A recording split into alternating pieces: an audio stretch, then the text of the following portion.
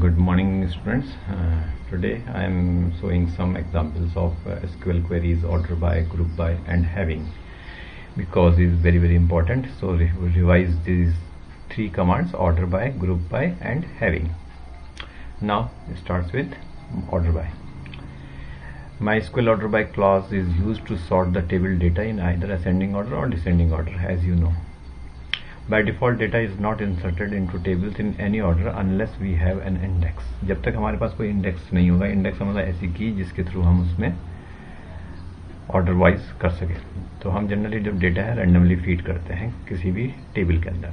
So if you want to retrieve the data in any particular order, we have to sort by using MySQL order by statement. तो कभी भी आपको sort means arrange करना हो data को, it means you have to use order by command. इसका जो syntax है यहाँ पे दिखाया है, सेलेक्ट, यहाँ पे हम कॉलम का नाम लेते हैं, जो भी कॉलम नेम्स आपको डिस्प्ले करने होते हैं उसके नेम लेते हैं, फिर फ्रॉम लिखते हैं, फिर उस टेबल का नाम आता है जिस टेबल का डेटा हमें शो करना है, देन ऑर्डर बाय कॉलम 1. दो एक से ज़्यादा कॉलम को हम ऑर्डर बाय कर सकते हैं, वो अभी एग्जाम्पल में क्लियर हो जाएगा.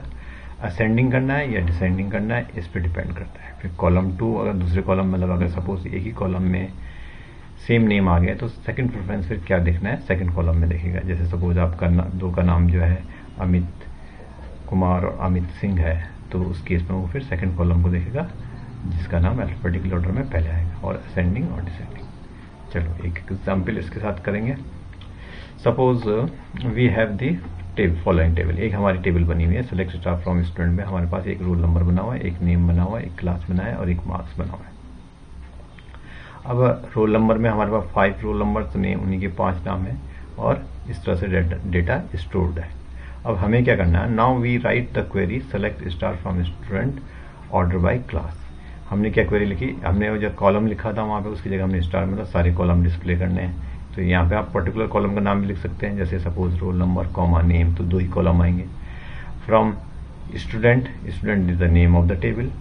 Order by is the command, किसके थ्रू करना है, क्लास, मतलब क्लास वाइज अरेंज हो जानी चाहिए. तो देखिए कैसे आएगा, रोल नंबर, नेम, क्लास और मार्क्स. रोल नंबर सवाल हो गया, सबसे पहले कौन सी क्लास आ जाएगी, जो फर्स्ट ये वाला था, फर्स्ट क्लास में था वो आएगा, फिर सेकंड क्लास वाला आएगा, फिर 10 10 10. तो ये आप सबके आ गए. तो 3 तो 10 क्लास में था, तो तीनों एक साथ आ गए और बाकी शुरू वाले वहाँ गए. तो आपको समझ में आ गया होगा कि ऑर्डर बाय कमांड किस तरह से एग्जीक्यूट होती है. Query result will be in ascending order में आए, छोटे से बड़ा क्रम, ठीक है, स्मॉल टू लार्जर, तो ये असेंडिंग ऑर्डर होगा. तो सबसे छोटा वाला आएगा वो पहले आ जाएगा. फिर क्या यहाँ पर हमने बताया नहीं कि कौन से ऑर्डर, छोटे से बड़ा करना है या बड़े से छोटा करना है. तो बाय डिफॉल्ट असेंडिंग ऑर्डर होता है, मतलब जब तक आप बताते नहीं हैं कि कौन से ऑर्डर में चाहिए आपको टेबल का डेटा, तो वो क्या कैसे शो करेगा, असेंडिंग ऑर्डर में. Ascending means from increasing smaller to बिगर.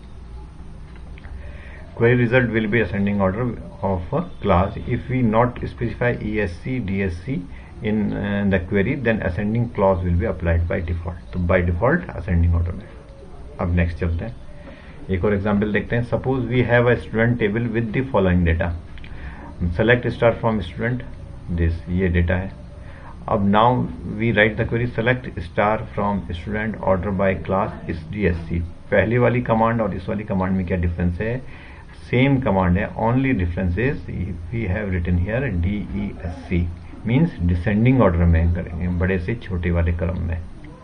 तो देखो क्या आंसर आया. अब यहाँ इस कमांड को एग्जीक्यूट करने के बाद बिल्कुल रिवर्स में आ गया आंसर, पहले वाली कमांड के रिवर्स में आ गया. इट मीन्स जो सबसे बड़ी क्लास होगी वो सबसे पहले आ जाएगा, और फिर उसके बाद नेक्स्ट और लास्ट में. Query result will be in descending order. तो जब तक हम नहीं देते हैं तब तक असेंडिंग में आता है, जब DESC ये वर्ड लिख लेते हैं तो इट मीन्स रिवर्स ऑर्डर में आ जाता है. Suppose we have the student table with the following data. अब की बार दोबारा से देखिए, ये डेटा है हमारे पास. Now we write a query select star from order by class ascending order marks and. इस बार हमने 2 कॉलम का दिया. देखो ऑर्डर बाय कमांड के साथ हम मल्टीपल कॉलम में भी काम कर सकते हैं. तो इस बार हमने क्या किया कि ऑर्डर बाय कमांड 2 कॉलम में इंप्लीमेंट होगी, एक क्लास में असेंडिंग ऑर्डर में और दूसरी मार्क्स में असेंडिंग ऑर्डर. असेंडिंग ऑर्डर नहीं भी तो भी चल जाता, लेकिन मैंने लिख दिया ये से. तो क्या हुआ देखो, इस बार जो आउटपुट आया, पहले जो है क्लास में जो सबसे छोटी क्लास है वो आएगी, फिर सेकंड आएगी। अब देखो यहाँ पे तीनों क्लास सेम है, 10 10 10। तो इसमें के बाद वो किसको देखेगा, जिसके मार्क्स कम आए होंगे मार्क्स, उसको पहले ले आएगा, 82 वाले को पहले ले आएगा, 84 को फिर नेक्स्ट, और 98। और पहले वाली कमांड अगर हम ऊपर वाली स्लाइड में देखें तो जब हमने ऊपर वाली स्लाइड में जाएंगे तो इसमें देखिए ये ऐसे नहीं था, 88 पहले था, 84 था, 82 था, या उससे पहले वाली स्लाइड में देखेंगे वो इस तरह से था। लेकिन जब हमने डबल ऑर्डर बाय किया तो वो फिर वो सेकंड कॉलम को देखता है। जब सेम, मतलब ये तभी काम करता है जब आपके पास सेम डेटा आ जाए इस कॉलम में, तो उस केस में वो फिर सेकंड इसके बेस पे अरेंज करता है डेटा को, right. Query result will be ascending order of a class, and if same class exists, then the ordering will be done on marks column, मतलब सेकंड वाले कॉलम पे डिपेंड हो जाएगा। अब नेक्स्ट देखते हैं। Suppose we having a student table with the following. फिर से हमने एक और एग्जांपल लिया। नाउ क्वेरी, इस बार क्या क्वेरी में क्या किया, एक को हमने असेंडिंग ऑर्डर में कर दिया और एक को डिसेंडिंग ऑर्डर में कर दिया, ठीक। तो देखो ये तो बिल्कुल एज इट इज रहेगा, लेकिन इस बार जिसके ज्यादा मार्क्स होंगे वो पहले आ जाएगा। तो आई थिंक क्लियर हो गया होगा कि दो कॉलम में किस तरह से डेटा है। Query result will be ascending order of the class, if same class exist then the ordering of done with the marks column. अब नेक्स्ट स्लाइड में जाते हैं।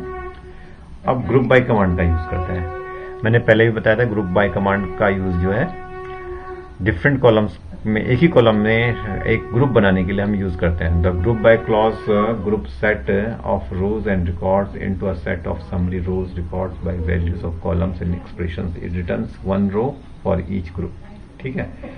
We often use a group by using the aggregate functions. मैंने पहले भी बताया है कि एग्रीगेट फंक्शंस जहां पर यूज होते हैं वहीं पर ग्रुप बाय कमांड का यूज ज्यादा होता है सेलेक्ट के साथ, ठीक है। सिंटेक्स क्या होगा, सेलेक्ट C1 C2 C3, मतलब कई सारे कॉलम 1 कॉलम 2, यहाँ पे C1 लिखना भूल गया, C1 C2 CN और एग्रीगेट फंक्शंस, ठीक। From where the conditions group by C1 C2, इस तरह से, ठीक। एक एग्जाम्पल से समझेंगे।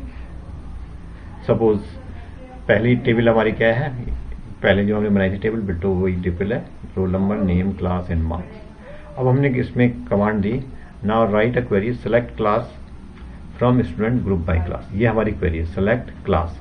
यहाँ पे हमने स्टार नहीं लिखा, क्या लिखा, क्लास, एक ही कॉलम का नाम लिखा, from student group by class. तो ग्रुप बाय क्लास में कितने हो जाएंगे, जो एक एक ग्रुप के हो जाएंगे, एक का एक आ जाएगा, दो का एक, 10 के एक आएगा। मतलब ग्रुप कितने हैं, हमने सिंपली कहा कि कितने ग्रुप हैं, 3 क्लासेस हैं, 1 2 10। कई बार ये कमांड एग्जाम में लिखी हुई आती है, आपको आउटपुट बताना होता है। तो दोनों तरह से आप इसको तैयार करिए कि अगर हमारे पास कमांड दी है तो उसका क्या आउटपुट आएगा, और अगर हमारे पास आउटपुट हमें क्वेश्चंस दिया हुआ है कि write a command to group by the class, then you have to write the query select class from student group by class.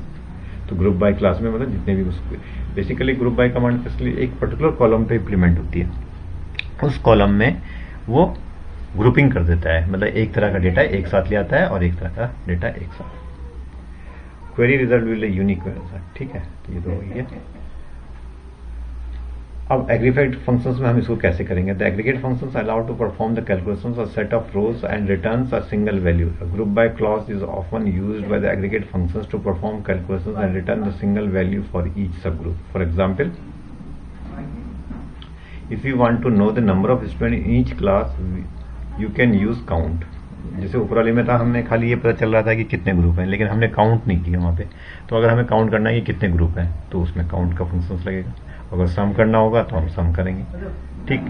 तो जैसे एक उसी टेबल को हमने दोबारा से एग्जाम्पल लिया, सेलेक्ट क्लास काउंट स्टार। इस बार हमने क्या करा, count star from student group by class. Same वही कमांड है, केवल हमने काउंट स्टार लगा दिया। काउंट हमने पहले भी पढ़ा है, काउंट हम काउंट करने के लिए होता है, नंबर ऑफ काउंट करने के लिए।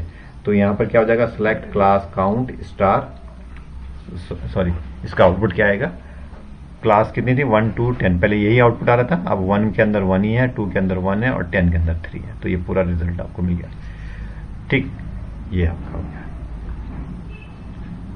अब नेक्स्ट है हैविंग।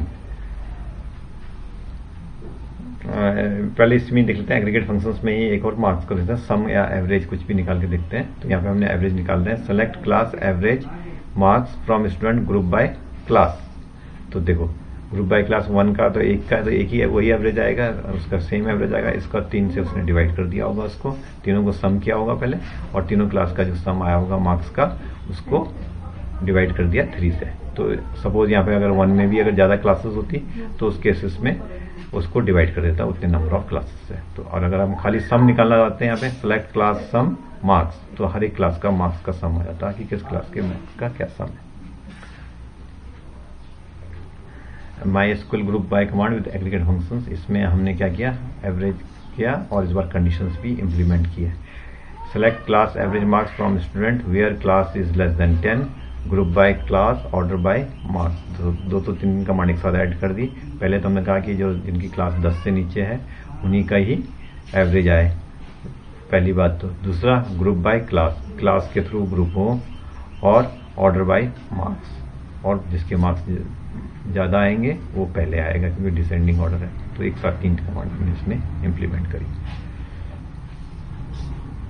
अब आ जाइए next having. The having clause is used to select the statement to specify filter conditions for group by of rows aggregate. The having clause often used with the group by के साथ ही हैविंग का use होता है, ठीक। To filter the group of return by group by clause and we use having clause. Where is applied before group by and having is applied after. ये आप ध्यान रखिए कि अगर आप वेयर कमांड यूज कर रहे हैं ग्रुप बाय के साथ तो वो पहले यूज होगी, और अगर हैविंग कमांड यूज कर रहे हैं तो वो ग्रुप बाय के बाद यूज होगी। अभी ऊपर वाली कमांड में आपने देखा था हमने वेयर पहले लगाया था, इसलिए अगर हम ग्रुप बाय के बाद चलाएंगे तो हमेशा हमें हैविंग कमांड का यूज करना पड़ेगा।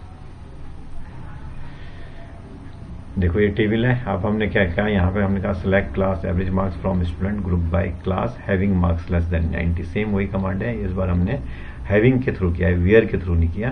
तो group by class having average marks less than 90, तो 90 से नीचे वालों के मार्क्स आ जाएंगे। तो हैविंग एक तरह से वेयर की तरह ही काम करता है, लेकिन ग्रुप बाय के बाद लगता है। एक और कमांड देखिए, select class average marks from student group by class having count is less then 3। जिनकी क्लास लेस देन 3 है उन्हीं को, अगर सपोज वहाँ पर हमारे पास 3 10th के थे और बाकी 1 और 2 के थे, तो अगर 1 और 2 का ही आएगा आउटपुट, क्योंकि उसमें 3 वालों से नीचे लिखना है। अगर कोई 2 वाला होता तो वो भी आ जाता। तो ये आउटपुट आ गया आपका। Query result will B this like this. तो आज इतना ही, नेक्स्ट डे फिर दूसरे एग्जाम्पल्स करेंगे हम। Thank you.